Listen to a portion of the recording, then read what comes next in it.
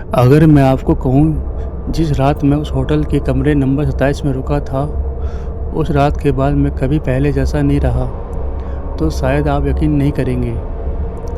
उस रात जो भी उस कमरे में मेरे साथ हुआ, उसे याद करके आज भी मेरी नींद उड़ जाती है। मैंने अपनी आँखों से कुछ ऐसा देखा, जिसे देखकर मेरी सांसें थम गई।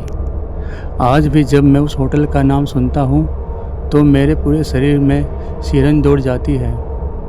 और सबसे डरावनी बात, उस कमरे से मैं अकेला वापस नहीं लौटा। अगर आपको भूतिया और रहस्यमयी कहानियाँ पसंद है, तो वीडियो को अंत जरूर देखें।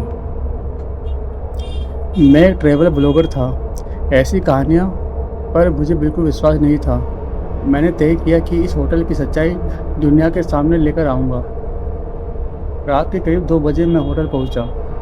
रिसेप्शन पर एक बुजुर्ग मैनेजर ने मेरा आईडी कार्ड लिया और पूछा, बेटा कौन सा कमरा चाहिए। मैं मुस्कुराया। सुना है कमरा नंबर 27 बहुत मशहूर है, वही दे दीजिए। मैनेजर का चेहरा सफेद पड़ गया। नहीं, वो कमरा नहीं खुलता। लेकिन मैं जिद पर अड़ गया। काफ़ी देर बाद बुढ़े ने कांपते हाथों से एक पुरानी जंग लगी चाबी मेरे हाथों में रख दी। अगर रात में कोई भी तुम्हारा दरवाज़ा खटखटाए तो प्लीज़ मत खोलना। मैं हंस पड़ा। भूत आएगा क्या? बुढ़े ने मेरी आंखों में देखते हुए कहा, काश सिर्फ भूत होता। कमरा नंबर 27 तीसरी मंजिल के आखिरी छोर पर था। पूरे गलियारे में सिर्फ उसी कमरे के बाहर धूल थी, जैसे कोई रोज़ वहाँ आता हो। कमरा खुलते ही अंदर बासी बदबू फैल गई। दीवारों पर नाखूनों के गहरे निशान थे। एक पुराना आईना, लकड़ी की अलमारी और एक टूटी हुई कुर्सी, बस इतना ही। रात 11 बजे मैंने कैमरा ऑन करके रिकॉर्डिंग शुरू की। दोस्तों, मैं अभी कमरा नंबर 27 में हूँ, देखते हैं यहाँ क्या होता है। अचानक कैमरे की स्क्रीन अपने आप ब्लैक हो गई।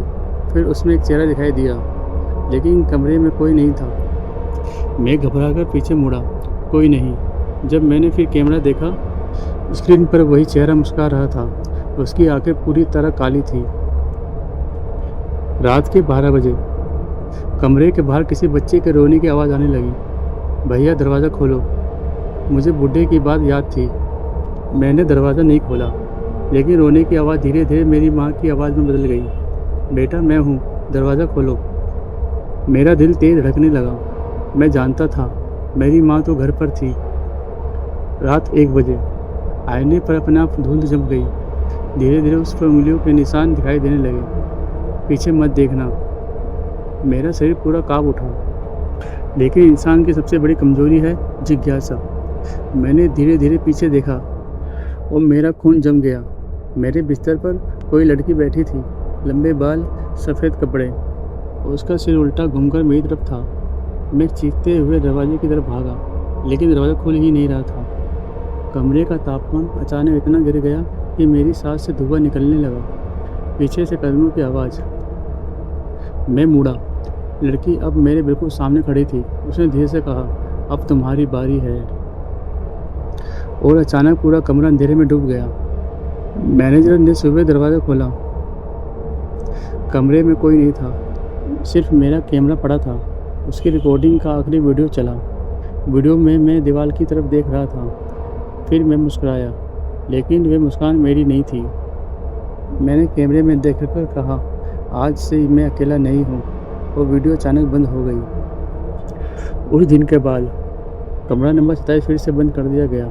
लेकिन अजीब बात यह थी, जो भी उस होटल के सामने से रात में गुजरता, उसी तीसरी मंजिल की खिड़की पर एक लड़का कैमरा हाथ में लिए खड़ा दिखाई देता, जो धीरे धीरे हाथ हिलाता कि वह मैं था या कोई और, जो अपने अगले शिकार का इंतज़ार कर रहा था।